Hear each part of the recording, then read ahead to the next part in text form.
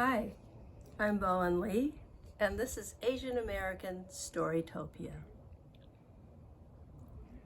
I've always been a picky eater. I have food allergies, so there's a reason why I have to be careful about what goes into my mouth. But there are foods that I just don't like. Mayonnaise, yuck. I can't stand the taste of mayonnaise, and that's why I don't eat sandwiches. Oh man, even if I'm really hungry, and I take a sandwich and I wipe off all the mayonnaise, I can still taste it. Ugh, ruins the whole thing for me. Even if someone uses a knife that they spread mayonnaise on other sandwiches, but they make me a sandwich with no mayonnaise on it, still taste the trace of mayonnaise that was on that knife. I can't eat it.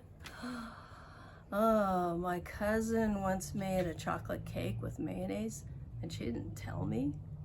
I took one bite. I wanted to spit it out. She ruined a chocolate cake. Even if you mix it with spices or call it aioli or you color it blue, it doesn't matter. I can't eat mayonnaise. So doesn't mean that I don't like food. Like all Asians, I'm a foodie. We talk about food all the time. We think about food all the time. We dream about food.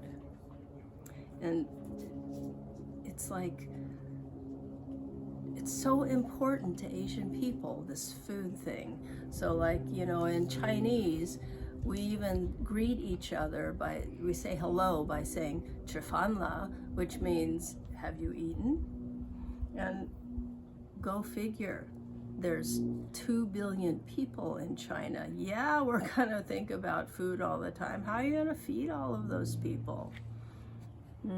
One way is you eat a whole bunch of different kinds of things.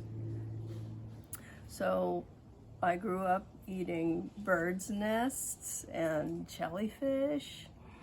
So my great-great-grandfather, who used to fish the waters in Monterey, he would pull things out of the ocean that people had never eaten before. Shrimp, abalone, squid. It's like, nowadays, seaweed, people eat those kinds of things. We even put seaweed in ice cream. But before, the Chinese living in America showed them that, yes, you can eat this, people had never tried it before. And Chinese do weird things with food, but there's always a reason for it. So like when we eat a whole chicken or a whole fish or a whole pig, we always leave the head on. And as my grandfather said, if you order a rabbit for dinner, you want to make sure it's a rabbit and not a cat. So I'm a classroom teacher. I teach second grade. How many of you are second graders? Yeah, second grade. So you're gonna understand this. I gave my class an assignment at the beginning of remote instruction, and I said, what's good about having school at home and what's not so good about having school at home? So most of my kids said, oh, school at home is good because I get to spend more time with my family, and school at home is not so good because I don't get to be with my friends. But one of my students made a 5-minute video about how the coronavirus was started by Chinese because they eat cats and dogs. There were adults in the background as she was taping this, and I don't know if they heard her or not, but I'm pretty sure that that idea didn't come just from her. So this is what I told my second graders. I am not a virus. A virus is an invisible microbe. And you can see me, here I am not invisible. A virus doesn't care what it infects, as long as whatever it infects makes more microbes, makes more viruses. So those people in China that caught the virus, they got sick and some of them died. Did they do that on purpose? And how many of those people that got the virus ate cats and dogs? I bet none of them ate cats and dogs. In fact, the number of people in China who eat cats and dogs is very, very, very, very small compared to all of those people that eat pigs and chickens and cows. I can catch the coronavirus just as well as you or you. Chinese people can catch it, Italian people can catch it. We're all in the same boat together.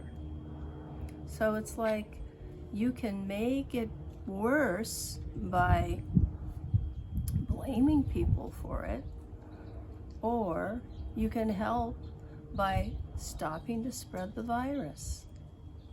I always tell my students that they are heroes at home because they're stopping the virus from spreading and getting worse. And that's not easy to do, but heroes always do difficult things. A hero doesn't go, "Ha ha, I have this pencil, I shall sharpen it." No. Heroes do things that are hard, not easy.